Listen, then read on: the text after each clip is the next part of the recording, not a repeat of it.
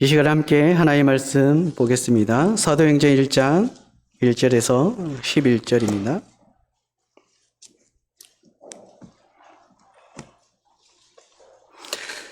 사도행전 1장 1절에서 11절 말씀 한 절씩 서로 교독하시겠습니다.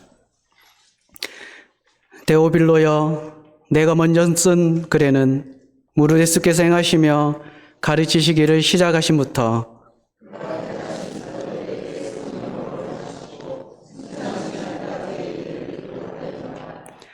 그가 고난받으신 후에 또한 그들에게 확실한 많은 증거로 친히 살아계심을 나타내사 40일 동안 그들에게 보이시며 하나님 나라의 일을 말씀하시니라.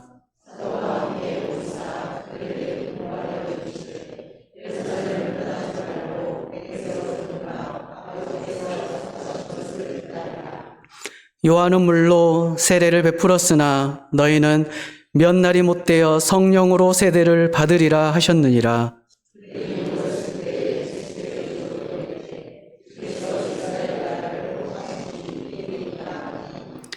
이르시되 때와 시기는 아버지께서 자기의 권한에 두셨으니 너희가 알 바 아니요.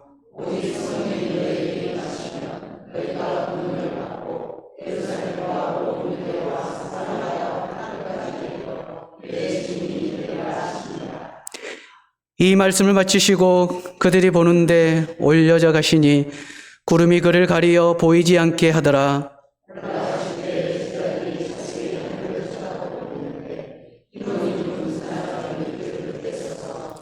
이르되 갈릴리 사람들아, 어찌하여 서서 하늘을 쳐다보느냐. 너희 가운데서 하늘로 올려지신 이 예수는 하늘로 가심을 본 그대로 오시리라 하였느니라. 아멘. 사도행전은 성령이 주인이기 때문에 성령 행전이라고 말하기도 합니다. 또한 사도행전은 이 성령의 공동체 교회들의 이야기가 중심이기에 교회 행전이라고도 말을 하죠. 또한 사도행전은 사도행전 구석구석에 나타난 증인들의 사역에 초점을 두므로 증인 행전이라고도 말을 합니다. 그리고 사도행전은 이 복음의 전파 과정을 생생히 그려주기 때문에 복음 행전이라고도 말을 합니다. 우리는 사도행전을 통하여서 우리는 하나님 나라의 복을 누리고 살아가는 성도의 삶을 살아가야 됩니다. 그리고 더 나아가 그 나라의 증인으로 살아가야 합니다. 올해 2024년 9월에는 인천에서 로잔 대회가 있습니다. 우리가 생소하게 들릴 수도 있는데요. 세계적인 복음 전도자였던 이 빌리 그레함과 존 스토트가 1974년 스위스 노잔에서 진행된 대회가 시초가 되었습니다. 이 대회는 전 세계 모든 지역에 예수 그리스도와 진리를 증거하기에 이 복음주의 지도자들이 참여하는 운동입니다. 이 노잔 운동은 온 교회가 온전한 복음을 온 세상에 전하자가 슬로건입니다. 이를 위해 전 세계에 영향력 있는 사람들이 모입니다. 그리고 함께함으로 이 사역의 방향을 삼아갑니다. 1974년에 스위스 노잔에서, 89년 필리핀 마닐라에서, 2010년 남아프리카 공화국에서, 그리고 2024년 9월에 50주년이 되는 이 기념대회가 바로 인천에서 열립니다. 노잔대회를 준비하는 과정 가운데 복음주의 사역자들, 복음주의 목회자들이 다짐한 것이 하나 있었습니다. 그것은 이 시대에 다시 사도행전의 말씀을 가지고서 교회마다 사도행전의 역사하심을 선포하는 것이었습니다. 정신과 의사인 스캇백 박사가 있습니다. 그 스캇백 박사가 쓴 아직도 가야 할 길이라는 책이 있습니다. 우리가 한 번쯤은 분명하게 들어보았던 책입니다. 살아가면서 여러 가지 고난으로 인하여 굴곡진 삶을 살아가는 사람들의 치유받는 이야기를 이 정신과 의사 스캇백을 통해서 우리에게 들려줍니다. 그런데 그렇게 치유를 받으면 그 다음에 그에게는 또 다른 삶이 기다리고 있다라고 스카펙은 말을 합니다. 바로 이것이 인생이라고 말합니다. 이와 같이 우리의 신앙생활도 마찬가지입니다. 주님께서 십자가에서 죽으시고 부활하심으로 우리에게 영원한 구원의 길이 분명하게 열어졌습니다. 그리고 우리는 그 믿음 안에서 믿음으로 구원을 얻었습니다. 그러나 거기에서 우리의 신앙생활이 끝나는 것이 아니라고 말을 합니다. 예수님을 믿는 신앙 안에서 새로운 삶을 살아가는 것이 우리의 인생이라고 말을 합니다. 사도행전은 주님의 제자로 부름을 받은 제자들이 어떻게 자신들에게 주어진 십자가의 길을 갖는가를 기록하고 있습니다. 오늘 우리가 한국교회를 보면서 염려하기도 하고 그 염려함 때문에 기도를 하기도 합니다. 왜 교회는 세상의 희망이 되지 못하고 있는가 때로는 우리 스스로 생각해 볼 때가 있습니다. 교회가 교회다워져야 된다라고 생각할 때가 있습니다. 또한 세상에 희망이 되는 사도행정적 교회의 모습은 어떤 교회일까 생각하기도 합니다. 오늘 사도행전은 우리에게 세상에 희망이 되는 교회가 어떤 교회인지, 교회다운 교회가 어떤 교회인지, 세상에 희망이 되는 사도행정적 교회의 모습은 어떠한지 사도행전의 기록을 통해서 우리에게 보여줍니다. 사도행전은 누가가 기록했습니다. 누가는 누가복음을 통하여서 예수님의 생애를 다루었습니다. 그리고 사도행전을 통하여서 성령님의 그 사역을 다룹니다. 데오빌로라는 이에게 서문을 보냅니다. 사도행전의 전편인 이 누가복음과 동일하게 오늘의 사도행전은 수신자가 같습니다. 데오빌로입니다. 이 데오필로스는 하나님의 벗이라는 뜻입니다. 하나님과 함께하는 그 벗에게 누가복음에서 있었던 그 예수님의 생생한 기록들을 들려보내고 오늘은 성령님의 역사하심과 성령님의 그 인도하심이 사도행전을 통해서 어떻게 드러나 보이고 있는지 알려줍니다. 사도행전의 가르침 핵심은 하나님 나라입니다. 거기에 또한 제자들의 제자도도 함께 포함되어 있습니다. 특별히 부름받은 12제자를 사도라 칭한 것과 그들에게 성령으로 면하심을 함께 보여주고 있습니다. 사도행전이라는 이름에 걸맞게 사도들이 역동적으로 움직이는 것이 바로 사도행전입니다.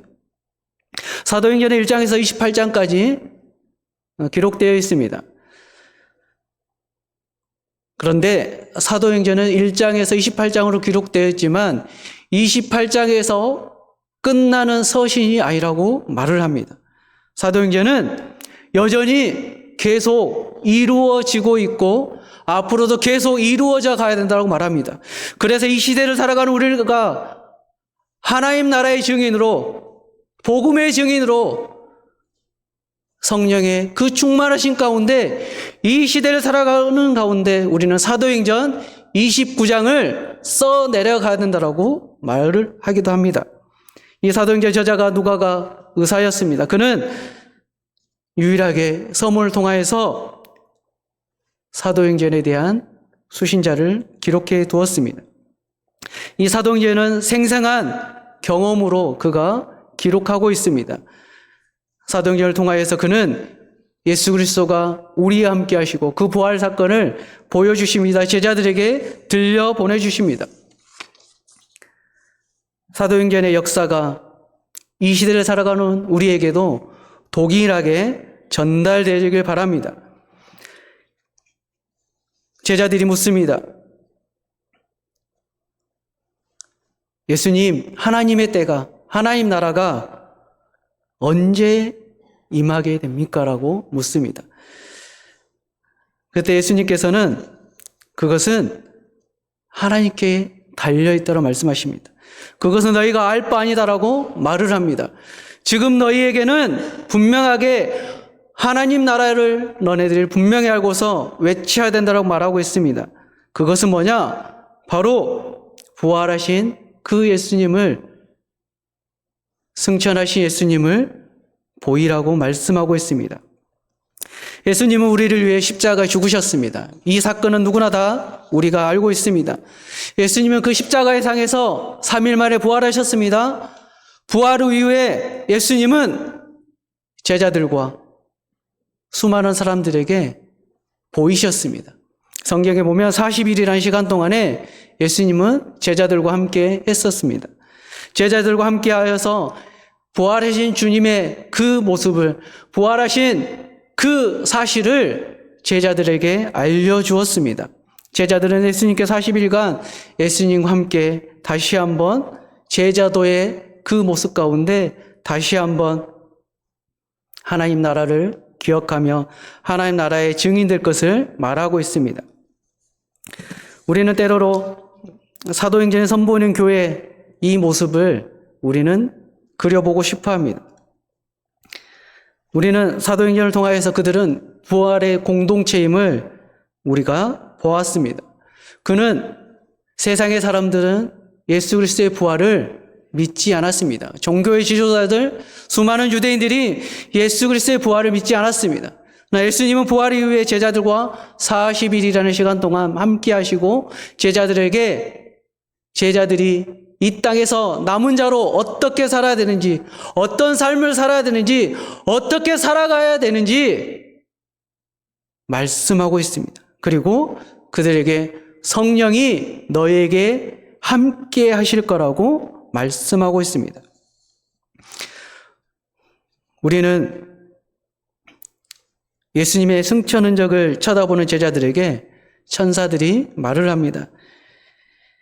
천사들이 예수님의 재림을 말하자 그들은 비로소 일상의 삶을 시작합니다. 본문에 보면 11절에 다시 한번 보겠습니다. 11절 말씀을 보면 이르되 갈릴리 사람들 어찌하여 서서 하늘을 쳐다보느냐 너희 가운데서 하늘을 올려주신 예수는 하늘로 가심을 본 그대로 오시리라 하였느니라.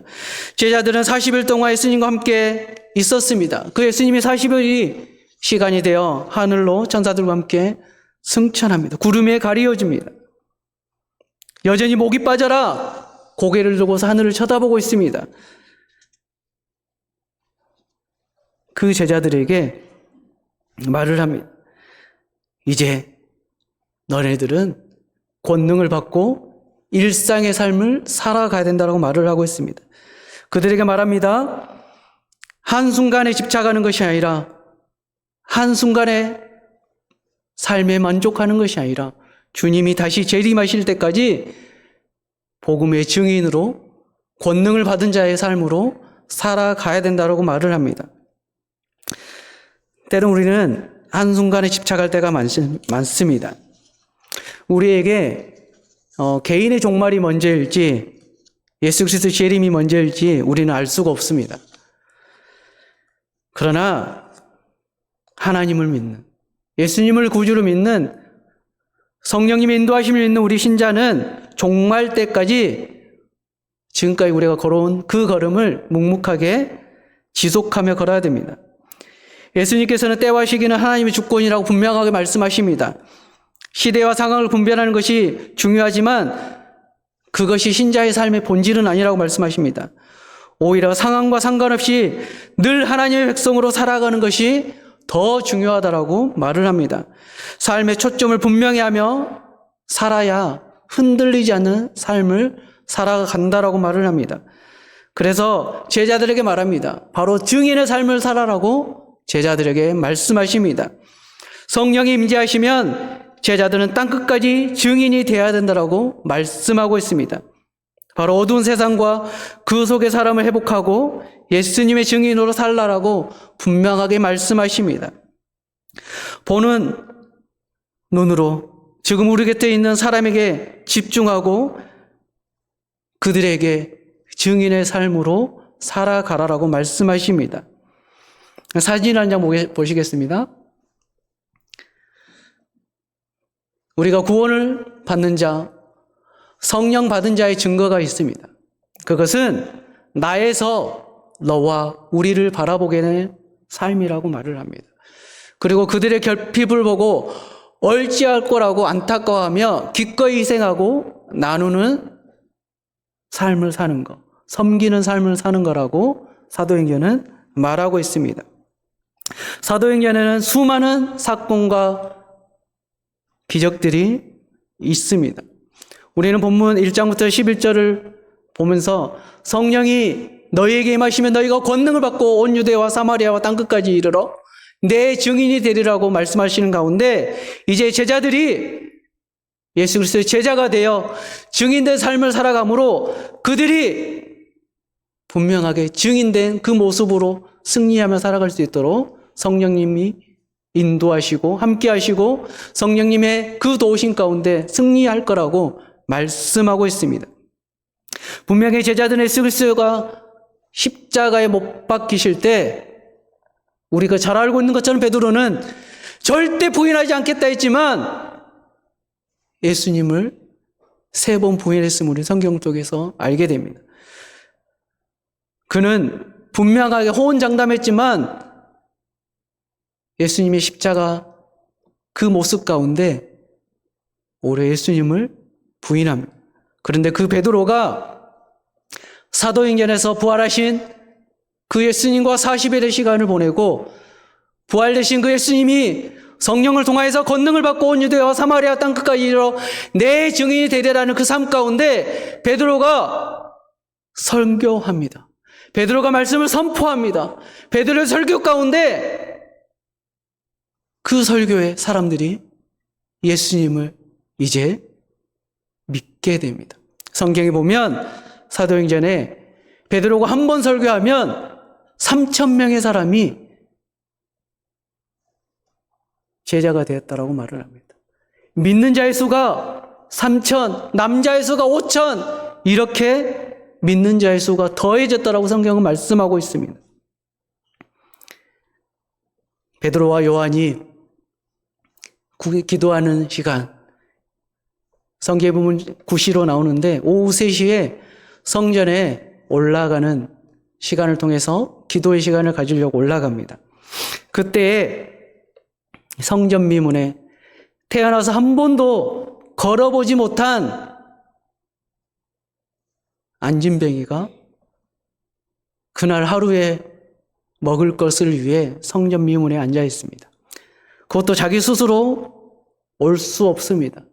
누군가의 도움으로 매일 그 사람들의 도움으로 성전 미문 가운데 앉아서 그곳에서 다른 사람들이 주는 그 적설을 통해서 하루하루 그는 삽니다. 베드로와 요한이 이 안진뱅이와 눈이 마주칩니다. 그 어느 때처럼 한 번도 걸어보지 않는 이 사람은 베드로와 요한을 보고서 그에게 궁유를 베풀 것을 눈빛으로 보냅니다. 그 눈빛 가운데 베드로와 요한이 그에게 갑니다. 베드로 요한은 그 전에 한 번도 해보지 않은 그 고백을 합니다.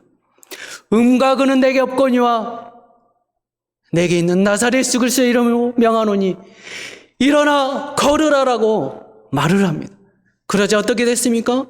한 번도 태어나서 걸어보지 않는 그 사람의 다리에 힘이 생기고 그 다리에 근육에 힘이 생기고 그가 일어납니다. 일어난 걸로 만족하지 않습니다. 그는 성경에 보면 그가 일어나 걷고 뛰고라고 분명히 성경은 기록하고 있습니다. 예수님이 십자가에 잡히신 그날, 십자가에 죽으신 그날 분명히 제자들은 다 뿔뿔이 도망가 버렸습니다. 뿔뿔이 흩어져 버렸습니다. 그런데 오늘 제자의 모습 분명하게 달라 보입니다. 아니요, 달라졌습니다. 그들은 담대하게 권능을 받는 모습 가운데 복음을 선포합니다. 예수님이 어떤 예수님이신지, 예수님이 부활하신 그 예수님이 우리 삶에 어떠한 분이신지 유대인 지도자들은 그 예수님이 부활하신 것이 아니라 제자들이 분명하게 그 예수님의 시신을 숨기고서 그가 부활하여서 살아났다라고 말하면서 그걸 믿지 않습니다. 그러나 제자들은 그 예수님의 부활하심을 경험하고 예수님과 40일의 시간을 보내며 또 예수님은 그들에게 성령을 허락하신 가운데 그들이 이 땅에서 사도행정적 모습을 가지고 살아갈 수 있도록 말을 합니다. 이 시대를 살아가는 우리에게도 동일하게 은혜가 있길 바랍니다. 사도행전을 준비하는 가운데 제 안에 들었던 것이 여러 생각이 있습니다. 그것은 지금 나의 삶에 나는 복음의 증인으로 살고 있느냐? 지금 나는 하루하루 사는 가운데 복음의 증인으로 살아가고 있느냐? 늘 하나님이 말씀을 준비하는 가운데 저에게 이것을 물어보셨습니다. 우리는 코로나라는 긴 시간의 터널을 지나왔습니다. 사람을 만나는 것도 쉽지가 않았습니다. 교회에 모이는 것도 쉽지가 않았습니다. 그것뿐만 아니라 예배하는 것도 쉽지 않았고 성도의 그 교제하는 것도 쉽지가 않았습니다. 그러면서 점점 공동체의 공동체성이 점점 사라지고 공동체의 그 연합함이 많이 나약해졌습니다. 사도행전은 분명하게 공동체에 대해서 말을 합니다. 아까 말했던 것처럼 이 사도행전은 분명하게 부활을 증거하고 있습니다. 부활의 증인 공동체입니다. 그리고 사도행전은 성령의 공동체입니다. 그들은 1장 8절의 말씀처럼 성령이 너희에게 임하시면 분명하게 말씀하고 있습니다. 그들은 성령의 공동체입니다. 그리고 성령으로 하나 된 공동체로 서로 교제하고 떡을 떼었음을 우리는 보게 됩니다. 사도행전에 나타난 초대교회의 모습을 보면 지금 이 시대를 살아가는 우리에게 도저히 따라할 수 없는 그 모습이 사실은 있습니다.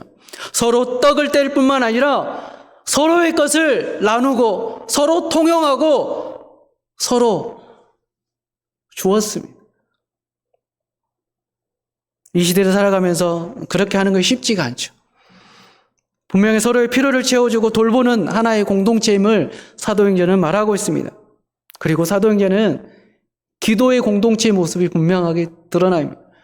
그들은 기도하였습니다. 마가의 다락방에서 120명의 사람들이 기도의 시간을 갖습니다. 그들이 기도할 때 성령이 함께 하시고 그 가운데 그들의 기도를 통하여서 수많은 사람들이 기도에 힘을 얻습니다. 그리고 기도의 시간을 갖습니다. 기도로 모이는 사람들이 점점 많아졌습니다. 기도를 통해 성령이 임재하고 치유의 기적이 일어났습니다. 기도 중에 환상을 보고 하나님의 뜻을 발견하였습니다. 기도로 삶의 복을 서로 빌어주고 격려하며 사랑했습니다. 사도행전에는 복음의 증인된 사명을 감당하기에 담장을 넘는 공동체의 모습이 드러나 있습니다. 사도행전은 인종, 지역, 문화, 종교가 만들어낸 모든 이 차별의 담을 넘어서 복음을 건네고 있습니다.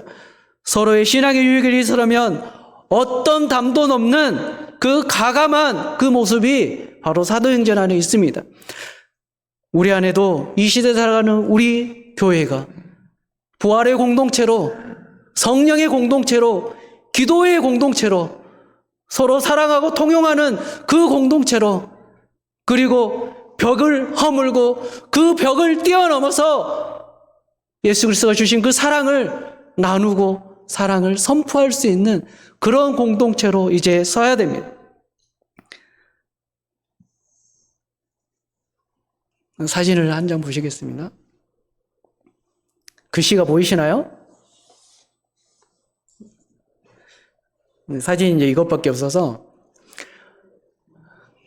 연대과학기술대학 이렇게 써져 있죠. 어디일 것 같습니까? 네? 연변에 있는, 중국 연변에 있는 이제 옌벤인데요. 옌벤 과학기술대학입니다. 1995년에 한국의 신앙인들이 이 연변에 과학기술대학을 설립을 합니다. 그 이유는 북한에 직접 들어갈 수가 없기에 중국, 중국과 조선이 접경되어 있는 그 접경 지역에 연변과학기술대학을 만들고 북한의 김일성 대학과 함께 교류할 수 있게 합니다. 연변과학기술대학의 특징이 하나가 있습니다. 그 특징은 뭐냐? 연변과학기술대학교에서 가르치는 교수님들은 다 한국 분이십니다. 그런데 그 한국 분들이 거의 자기 삶의 자기 전문 분야에서 은퇴하신 분도 있고, 은퇴하기 3년 전에, 5년 전에 미리 은퇴하셔서 하나님이 내게 주신 그 은혜, 그 달란트를 가지고서 자기 평생의 남은 삶을 저곳에서 연변에 있는 조선족과 북한에서 연변으로 나온 그들에게 복음을 전하며 살고 있습니다. 그래서 연변과학기술대학을 보면 그곳에서는 직접적으로 복음을 전하는 게 쉽지는 않지만 교수님들을 위해서 뿔뿔이 성경 공부가 이루어지고 있습니다. 저도 연변과학기술대학을 여러 번 이제 갔습니다. 그리고 한 번은 우리 손정래 권사님 기억하실지 모르겠지만 제가 중국의 목사님들과 모시고 연변을 들어갔다가 비자를 잃어버린 적도 있습니다. 중국에 가서 비자를 잃어버리고 한국에 나와야 되는데 비자를 잃어버려서 그곳에서 2주 동안 한국은 나올 수 없는 상황이었지만 또 특별한 은혜가 있어서 3일만 체류하고 나온 적도 있습니다. 하나님 우리에게 복음의 증인으로 살아가라고 말씀하십니다. 우리는 분명히 예수 그리스도의 사랑을 가지고서 이곳에 모였습니다. 우리에게는 신앙의 그 모습이 다 다양합니다. 그런데 우리가 꼭 기억해야 될 것이 있습니다. 그것은 우리가 증인으로 살아야 된다는 것입니다. 나는 아직 예수님을 잘 모르는 것 같아.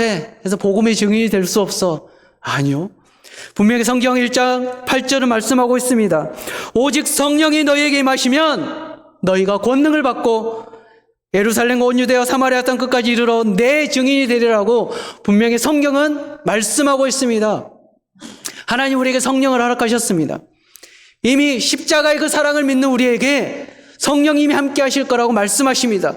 그 성령이 함께 하시는 우리가 하나님의 말씀을 대언하는 증인의 삶을 살아가야 됩니다. 이것은 선택이 아닙니다. 때로 우리는 복음을 전하는 것이 선택이라고 생각할 때가 있습니다. 그러나 예수님이 제자들을 통하여서 말씀하셨던 것처럼 복음을 증거하는 것은 의무입니다. 우리는 의무를 가지고서 이 복음을 전하는 자로 살아가야 합니다. 그래서 우리는 증인된 삶을 살아가는 것입니다. 예수님 우리에게 구원의 완성이 아닌 하나의 나라를 회복하는 결정적 은혜를 우리에게 허락하셨습니다. 구원의 문으로 인도하는 것은 분명하게 하나님의 영역입니다. 하나님이 인도하셔야 됩니다. 그러나 그 일을 하나님은 우리를 통하여서 다른 사람들의 구원의 통로가 되게 하십니다. 그래야 우리는 사도행전의 고백처럼 우리가 먼저 성령 충만함에 그 성령의 은혜를 받기 위해 우리가 기도할 수 있어야 됩니다. 사도행전에 나오는 수많은 사건과 수많은 그 은혜들이 바로 기도 공동체 가운데 그들이 함께 통용하고 함께 나누고 함께 복음의 증인된 삶을 사는 그 모습이 그들의 기도의 삶 가운데 드러났습니다. 우리는 승천하신 예수님을 본문의 말씀을 통해서 보게 됩니다. 분명한 예수님은 천사들과 올라가는 가운데 제자에게 말씀합니다. 땅끝까지 이르러 복음을 전파하는 삶을 살 것을, 그리고 때가 되면 하나의 나라가 회복되고 때가 되면 다시 오실 것이라고 분명히 말씀하십니다. 우리는 이 시대를 살아가면서 분명히 예수 그리스도의 재림을 소망하고 살아가야 됩니다. 우리가 교회를 나오는 이유, 예배 드리는 이유, 이 공동체가 너무 좋아서 물론 그거일 수도 있습니다. 그러나 우리는 그것을 뛰어넘어서 우리에게 허락하신 공동체를 통하여서 나뿐만 아니라 이제 너와 우리로 우리의 시선이 바뀌고 너와 우리를 통하여서 세상 가운데 아직 복음을 모르는 이들에게 복음이 흘러갈 수 있게끔 하는 것입니다. 예수님 우리에게 분명하게 가르치십니다. 땅끝까지 복음이 전해져야 된다고 말씀하십니다. 우리는 이 일에 순종함이 필요합니다. 우리는 분명하게 우리를 통하여서 복음이 흘러갈 거라는 확신이 있어야 됩니다. 제가 여러 목사님들과 또 여러 사역자들과 함께 모이는 가운데 이런 에피소드가 있습니다. 우리 교회는 가장 가까운 곳에 예수님을 잘 믿지 않는, 잘못 믿고 있는 사람 누가 있죠? 신천지가 있습니다. 근데 저는 이제 사실은 학동에서 넘어오다 보니까 항상 이곳을 거쳐서 옵니다. 물론 최경영님도 담양에서 오다 보니까 이쪽으로 오실 수도 있지만 늘 보면서 드는 생각이 하나 있습니다. 제가 보통 교회를 이제 새벽에 끝나고 집에를 갔다가 애들을 태우고 집에서 7시 50분에 출발을 합니다. 그리고 항상 교회로 오면 15분 정도 됩니다. 근데 8시 15분인데 신천지 사람들이 뛰어가는 것을 봅니다. 근데 사실은 신천지들이 뛰어가는 것은 그 모습이 불과 10년 전, 20년 전에 한국 교회에 있던 모습입니다. 우리 권사님들, 우리 장로님들 예전에 신앙생활 하실 때 분명하게 기억하실 겁니다. 성령의 바람이 예배의 앞자리에 있기 때문에 성령의 바람이 흘러가는 그 자리가 앞자리이기 때문에 서로 앞자리에 앉으려고 했었습니다. 앞자리에 앉아서 은혜를 더 받으려고 했습니다. 그래서 우리는 10년 전, 20년 전에 교회 예배 나오는 가운데 빨리 나와서 앞자리에 앉으려고 노력했었습니다. 그런데 그 모습이 사실대로 말하면 지금 우리에게 사라져버리고 참 복음이 아닌 잘못된 복음을 알고 믿는 그 신천지 사람들에게 그 모습이 드러나는 걸 보고 마음 한구석에 아픔이 있습니다. 또한 목사님들 이야기하는 가운데 왜 전도가 안 된다고 말하느냐, 왜 복음이 전달이 안 된다고 말하느냐, 왜 복음을 사람들이 듣는 것을 거부한다고 말하느냐. 신천지는 전도가 되지 않냐, 신천지는 늘어나지 않냐, 왜 신천지는 늘어나고 신천지는 전도가 되고 우리는 안 된다라고 그냥 단정 지우고서 이제는 복음을 증거하고 복음의 증인으로 사는 그 모습 자체도 잃어버리고 살고 있지 않냐. 물론 신천지도 요즘에는 전도하는 거 쉽지가 않다고 제가 들었습니다. 그러나 그들이 진짜일지 가짜일지 모르겠지만 매년 10만 명의 사람들이 수료한다라고, 올해도 여전히 대구에서 수료식을 가졌었습니다. 잘못된 복음, 잘못된 믿음으로도 그들이 노력하고 열정을 쏟아붓고 어떻게 하면 그들이 믿는 그 잘못된 복음을 전하기 위해 그들은 수고하고 또 힘을 내고 열정을 가지고 살아가는 모습을 우리는 극히 알고 있습니다. 이제 그것이 그들에게만 있는 것이 아니라 다시 한번 우리가 복음 앞에 서서 우리의 것으로 만들어야 됩니다. 성령이 너에게 임하시면 분명하게 권능을 받고 온 유대와 사마리아 땅끝까지 이르러 내 증인이 되리라고 선택이 아닌 의무로 살아가라고 말씀하십니다. 그러하게 우리는 이 시대에 살아가는 가운데 성령이 임하였기 때문에 우리는 복음의 증인으로 살아가야 됩니다. 예수님은 제자들에게 말씀하십니다. 예수님은 부활의 증거와 하나님 나라의 일을 분명하게 가르쳤습니다. 하나님 나라에 관련 예수님의 죽음과 부활의 의미를 설명했습니다. 제자들이 성령의 능력으로 증인이 되기 전에 꼭 해야 하는 일이 바로 진리를 배우는 것이라고 말씀했습니다.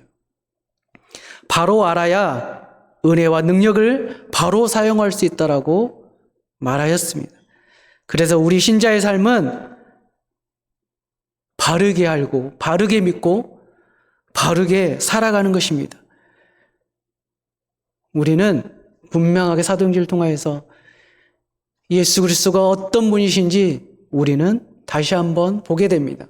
예수님은 분명하게 십자가에 죽으시고 3일 만에 부활하셨고 그 부활의 완전한 모습으로 제자들과 40일의 시간을 보냈습니다.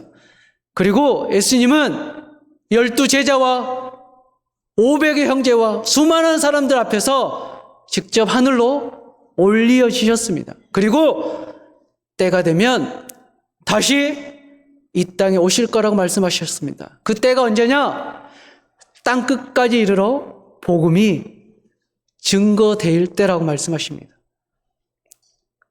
우리에게는 우리 있는 주변부터 복음을 전할 수 있는 은혜가 있길 바랍니다. 우리가 선교사가 되어서 멀리 가는 것은 쉽지가 않습니다. 우리는 그래서 가는 선교사가 있으면 또한 기도로 물질로 보내는 선교사가 될 수 있습니다. 특별한 하나님의 부르심이 있다라면 가는 선교사 보는 선교사가 되고 또 우리는 늘 하나님의 증인된 삶을 살기 위해 내가 만나는 사람들에게 나의 이웃들에게 나의 신앙의 모습을 통해서 복음이 흘러가는 통로로 우리는 사용되어야 됩니다. 사랑하는 성도님들, 이제 코로나는 끝났습니다. 다시 교회가 복음 앞에 부활의 공동체로, 성령의 공동체로, 기도의 공동체로, 증인된 공동체로 다시 일어서야 됩니다. 그 일에 우리가 증인이 되어야 됩니다. 하나님 우리를 통하여서 복음이 흘러갈 뿐만 아니라 우리를 통하여서 이 공동체가 하나님이 바라시는 아름다운 공동체가 되기를 원하십니다. 이 일에 우리가 함께하고 이 일에 사용되어지고 우리가 복음의 증인으로 살아갈 수 있는 우리들의 삶이 되길 기도합니다. 이 시간 함께 기도하시겠습니다.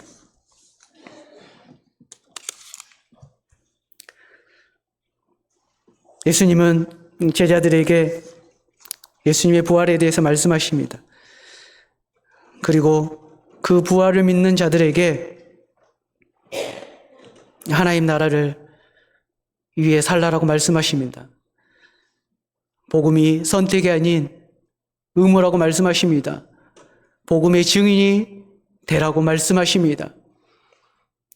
우리가 누군가에게 복음을 전하는 것은 인간된 생각으로 너무나도 어렵습니다. 그러나 우리는 기도해야 됩니다. 성령이 내게 임하시면 우리는 권능을 받습니다. 그 성령의 임하심으로 우리는 권능을 받고서 복음을 선포할 수 있습니다. 복음의 증인이 될 수 있습니다. 복음의 통로가 될 수 있습니다. 이 시간 함께 기도하길 바랍니다. 하나님, 내가 복음의 통로로 사용되어지게 하소서. 이 시간 함께 기도하시겠습니다.